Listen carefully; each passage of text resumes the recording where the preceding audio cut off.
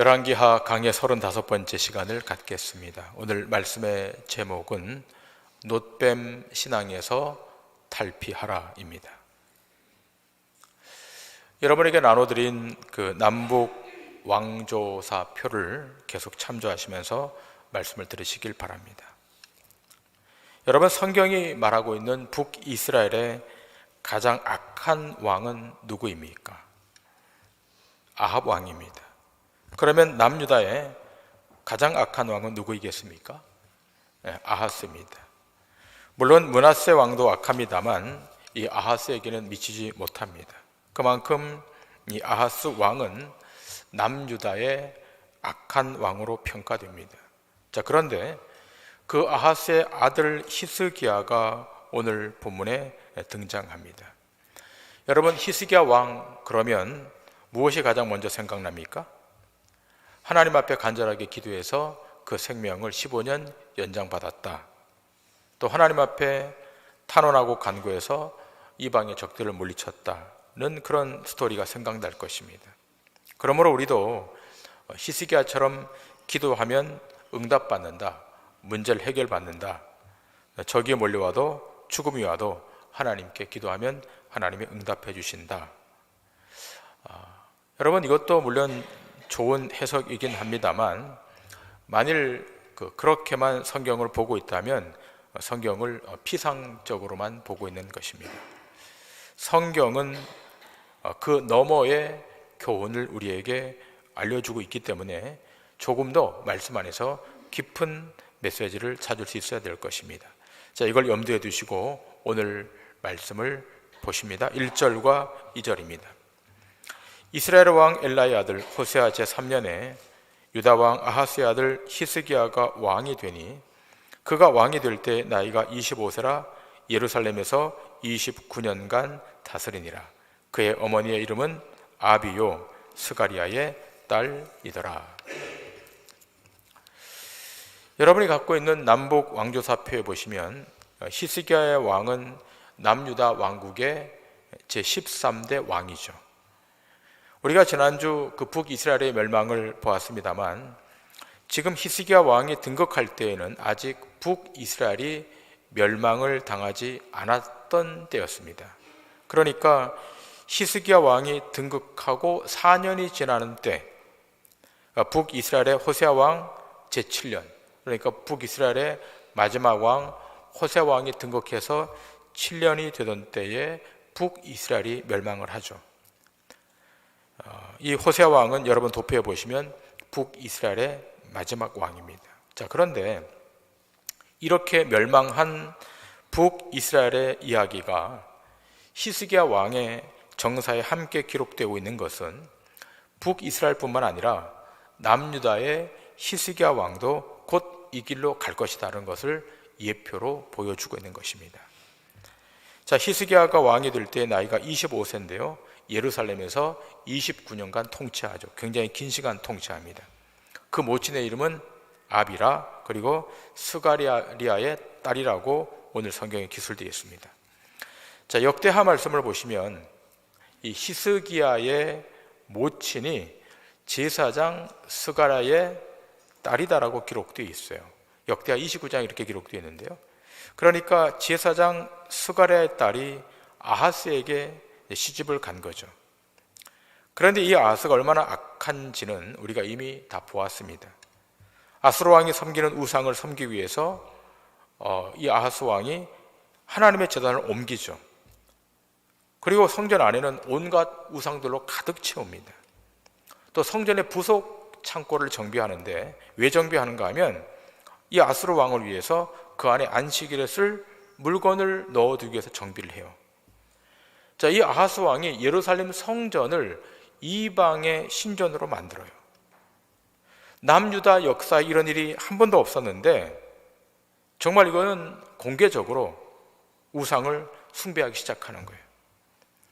이러한 악한 아하스 왕인데 그 아내는 제사장 스가랴의 딸인 거예요. 아이러니하죠? 그런데 이 제사장 스가랴는 여호와의 율법을 밝히 아는 사람이라고 역대하 26장 5절에 기술되어 있습니다. 말씀을 보십니다. 하나님의 묵시를 밝게 하는 스가랴가 사는 날에 하나님을 찾았고 그가 여호와를 찾을 동안에는 하나님이 형통하게 하셨더라. 하나님의 묵시를 밝게 하는 스가랴. 자, 이 스가랴가 자기 딸 아비야에게도 하나님의 법 율법을 틀림없이 가르쳤을 거예요. 자, 이렇게 신앙을 잘 전수받은 아비야가 악한 왕 아하스와 결혼을 하는 거예요. 그리고 이 히스기야를 낳았습니다. 우리는 여기서 중요한 포인트를 발견하게 되죠. 아하스 왕은 악했지만 그 아내 아비야는 경건했고 그가 낳은 아들 히스기야가 남유다 왕국의 선한 왕으로 지금 등극하고 있잖아요. 자, 이것은 우연히 이렇게 되는 것이 아니라 하나님의 간섭과 개입을 통해서 하나님의 언약이 중단되지 않고 이루어져 간다는 사실을 우리에게 보여주고 있는 것입니다. 아하스같이 그렇게 악한 자에게서 히스기야 같은 선한 왕이 나오는 것은 사람의 노력으로가 아니라 여기는 하나님의 전권적인 개입, 하나님의 관여가 있기 때문에 가능하다는 것을 보여주고 있는 거예요.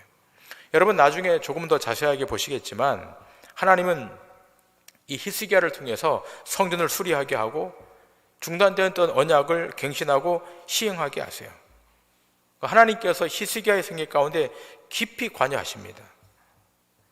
여러분이 꼭 기억하실 것은 언약의 계속성, 언약의 지속성은 남유다 왕국을 통해서 그렇게 되는 거예요.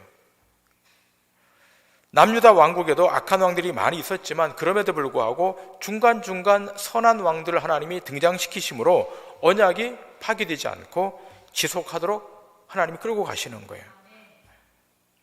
여러분 나중에 시간이 되시면 집에 돌아가셔서 역대하 29장, 30장, 31장의 말씀을 꼭 읽어보시길 권해드립니다. 여기에 보시면 히스기야가 어떻게 성전을 수리했고 어떻게 성전을 정결하게 했는지, 그리고 절기는 어떻게 지켰고 하나님 앞에 드린 예물, 특별히 11조는 어떻게 드렸는지가 아주 상세하게 기록되어 있습니다. 이로 말미암아서 진행되지 않았던, 멈춰있던 언약이 갱신되고 시행되고 하나님의 뜻이 이루어지고 있는 장면을 우리는 보게 됩니다. 자, 이러한 일련의 과정을 통해 남유다 백성들은 하나님의 말씀, 특별히 신명기서 말씀을 다시 기억합니다.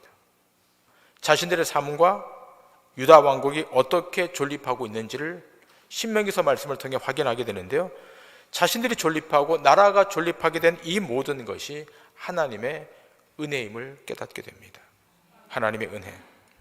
그리고 사람은 바뀌더라도 하나님의 언약은 바뀌지 않고 끊임없이 하나님의 남은 백성들을 통해서 이루어간다는 사실 또한 그들이 다시 인식하게 돼요. 자, 이 내용을 염두에 두시면서 오늘 본문 3절 이하를 계속 보시겠습니다.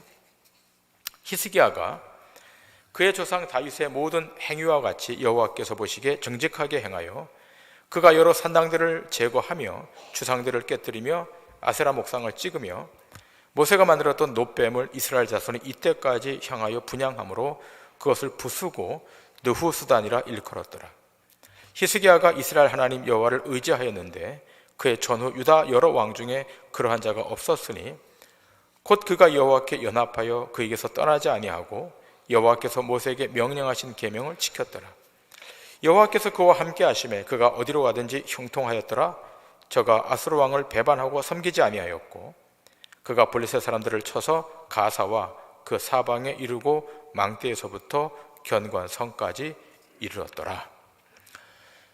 여러분 여기서 주목할 내용은 바로 놋뱀 스토리입니다. 여러분이 아시다시피 모세가 놋뱀을 만든 것은 이 히스기야 왕 때로부터 위로 거슬러 올라가면 무려 700년 전에 놋뱀을 만들었어요. 자, 700년 전에 모세가 만든 놋뱀, 그 놋뱀이 700년 동안 유지되고 예루살렘 성전 안에 그대로 놓여 있었던 거죠. 그리고 이스라엘 백성들이 놋뱀 앞에서 분향했습니다. 자, 그런데요, 이 히스기야 왕이 이 놋뱀을 부숴버립니다. 아마도 이 놋뱀이 수백 년 동안 이 성전 안에 그대로 있었던 것은 그것이 관례였고 또 그 앞에 분향하는 것이 의례에 대한 예식이었기 때문에 그렇게 했던 거예요. 자, 그런데 왜 히스기야가 이 놋뱀을 부숴버리는가? 700년 동안 유지되었던 이 놋뱀을 왜 히스기야 왕이 부숴버리는가? 자, 그 배경이 있기 때문에 이 배경을 조금 보도록 하겠습니다. 민수기 21장 4절부터 9절입니다. 백성이 호르산에서 출발하여 홍해길을 따라 에돔 땅을 우회하려 하였다가 길로 말미암아 백성의 마음이 상하니라. 백성이 하나님과 모세를 향하여 원망하되 어찌하여 우리를 애굽에서 인도해내어 이 광야에서 죽게 하는가? 이곳에는 먹을 것도 없고 물도 없도다.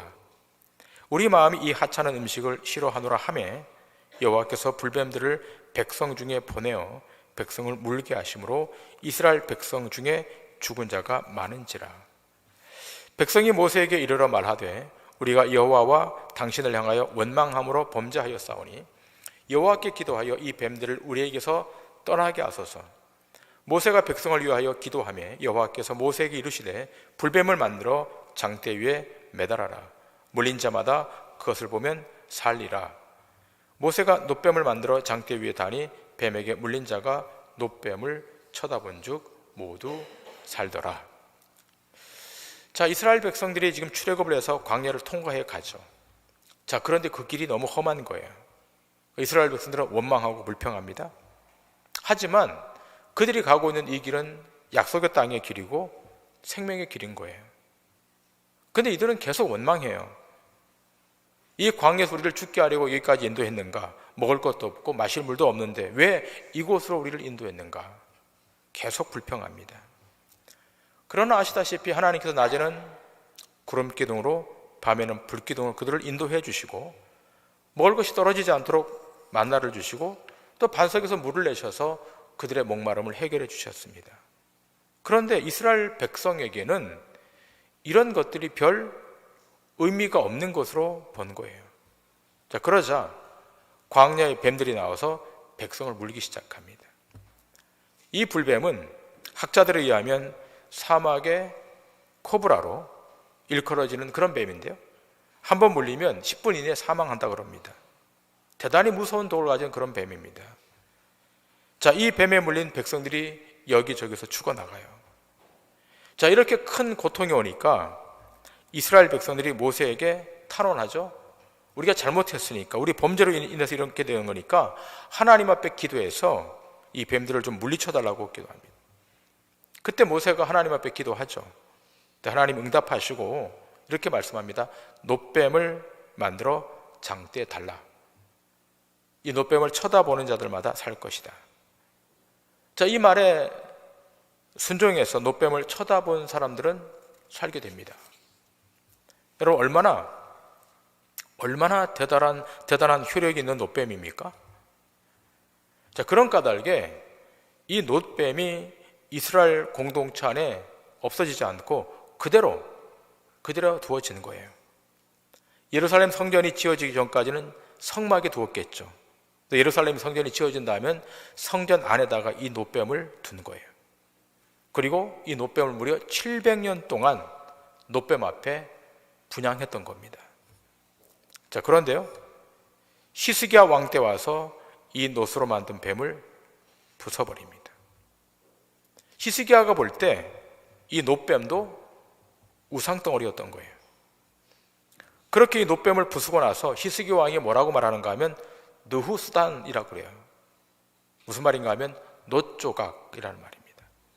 놋조각에 불과한 우상의 재료, 그러면서 이 놋뱀을 산산조각냅니다.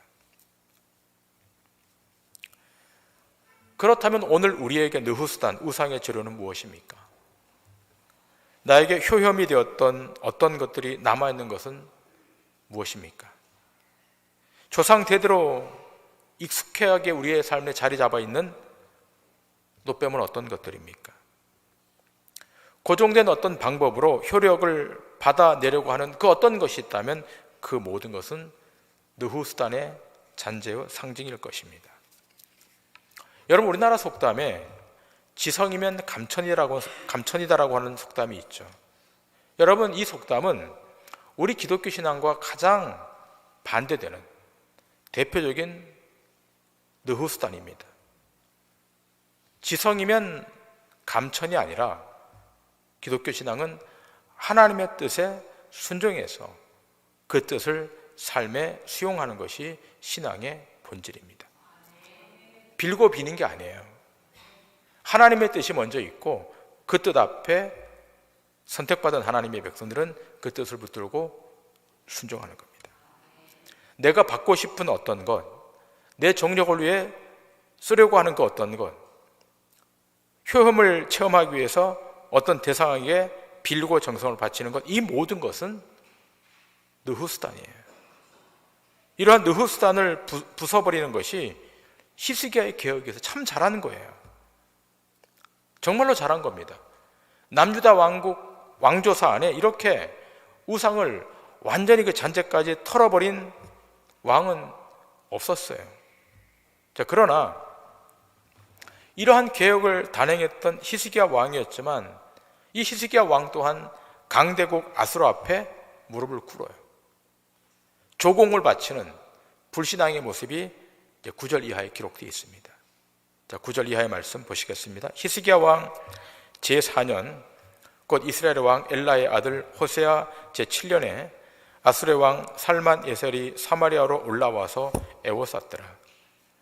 3년 후에 그 성읍이 함락되니 곧 히스기야 왕의 제6년이요 이스라엘 왕 호세아의 제9년에 사마리아가 함락되매 아수르 왕이 이스라엘을 사로잡아 아수르에 이르러 고산 강가에 있는 할라와 하볼과 메대 사람의 여러 성읍에 두었으니 이는 그들이 하나님 여호와의 말씀을 듣지 아니하고 그의 언약과 여호와의 종 모세가 명령한 모든 것을 따르지 아니하였음이더라.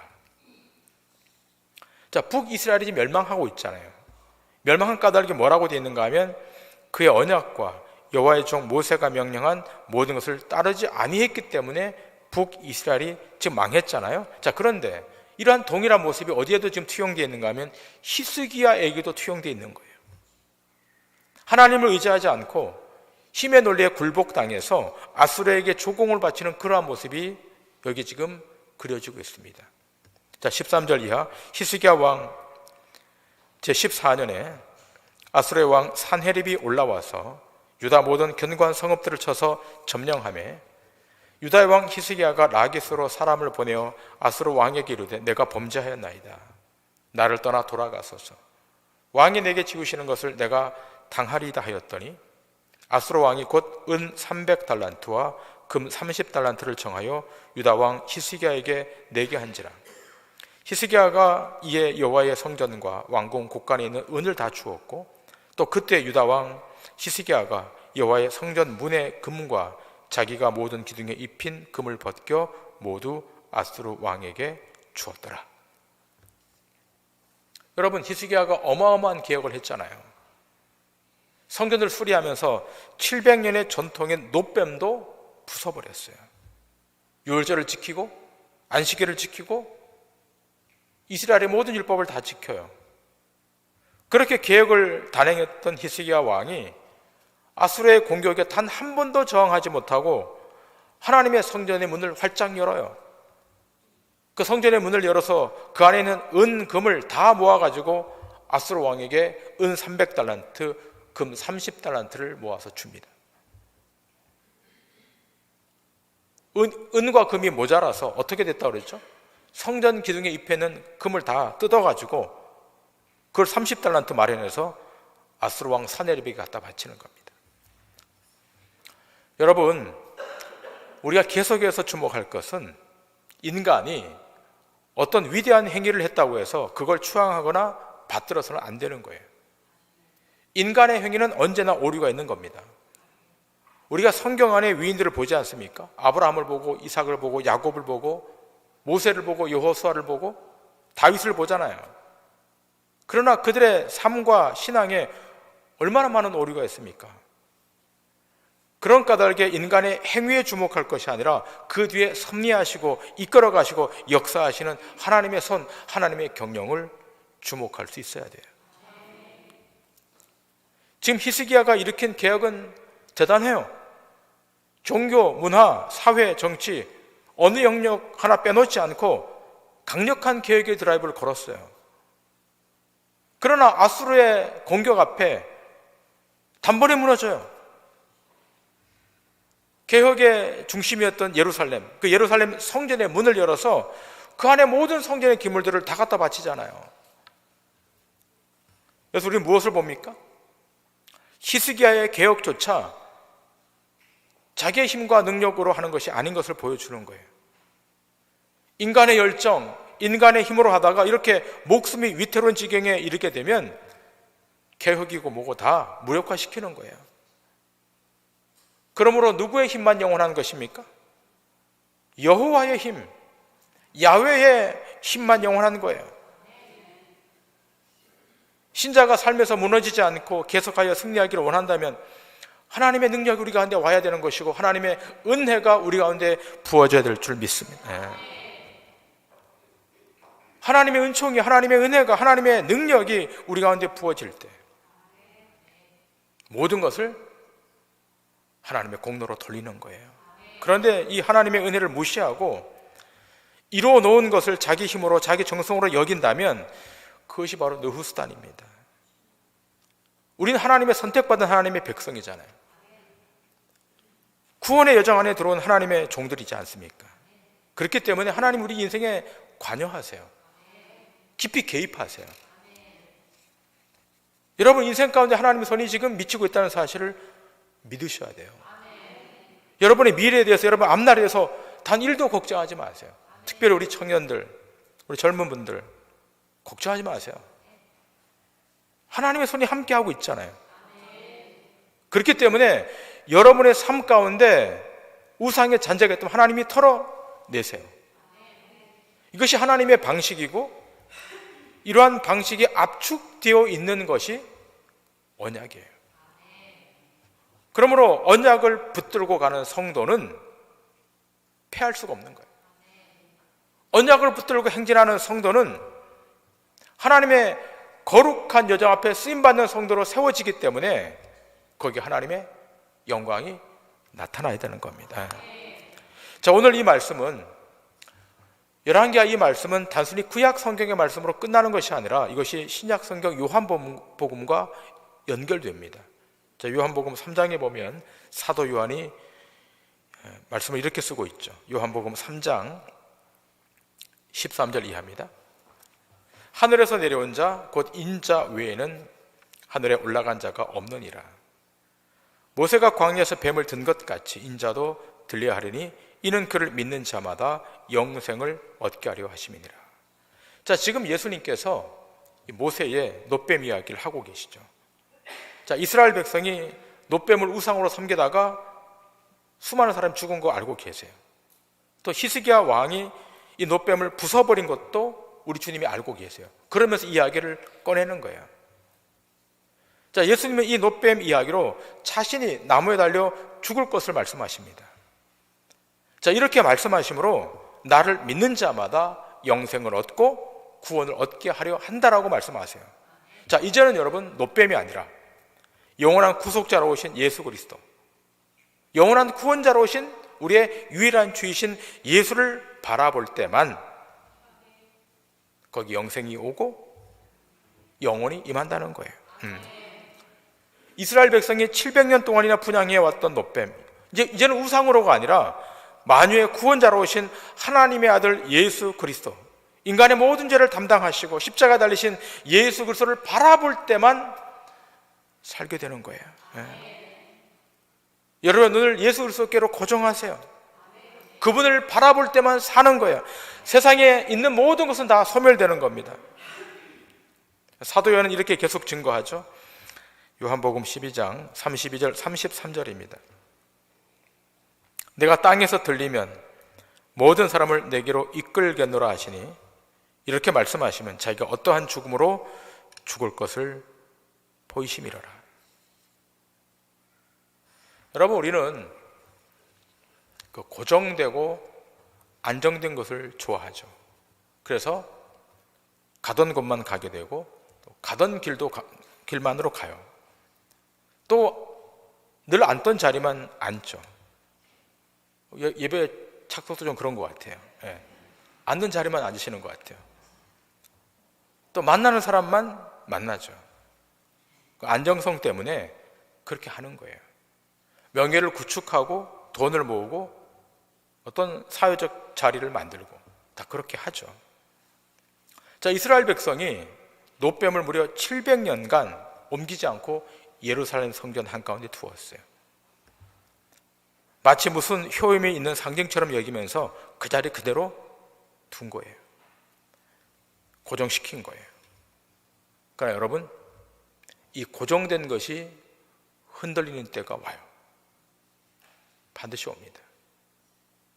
그것을 절대화시키기 시작할 때, 그 앞에 경배하기 시작할 때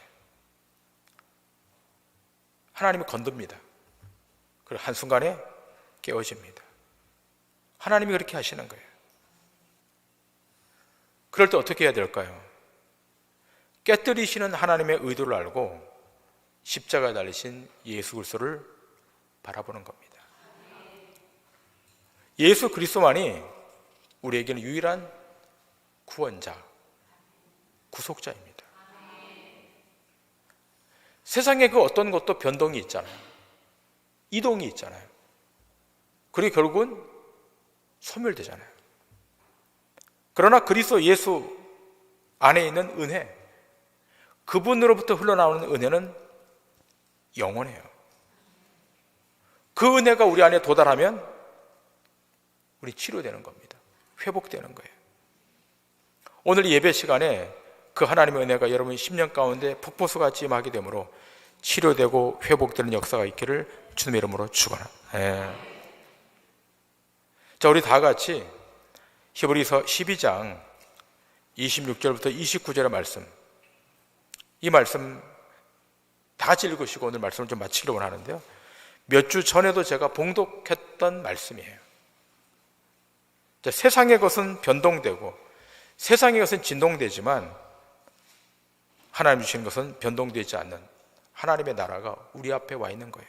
자, 26절부터 29절 우리 다 같이 한 목소리 읽겠습니다. 시작. 그때는 그 소리가 땅을 진동하였거니와 이제는 약속하여 이르시되 내가 또 한 번 땅만 아니라 하늘도 진동하리라 하셨느니라.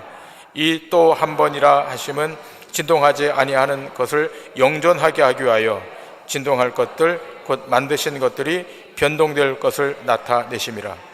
그러므로 우리가 흔들리지 않는 나라를 받았은즉 은혜를 받자. 이로 말미암아 경건함과 두려움으로 하나님을 기쁘시게 섬길지니 우리 하나님은 소멸하는 불이심이라. 아멘. 여러분, 세상의 것은 흔들려요. 노뱀도 흔들리고 남유다 왕국도 흔들리고 아수르 왕국도 흔들려 결국은 깨어지는 거예요. 그러므로 세상의 그 어떤 것도 절대화시키면 안 돼요. 마치 무슨 효험이 있는 것처럼 귀하게 여겨도 안 되는 거예요. 신자에게는 흔들리지 않는 하나님의 나라를 선물로 받았습니다. 여러분 마음 가운데, 여러분 인생 가운데 하나님의 나라가 선물로 와 있잖아요. 세상의 어떤 것에 눈길을 주지 마세요. 또 그걸 따라가려고 관심을 두지도 마세요.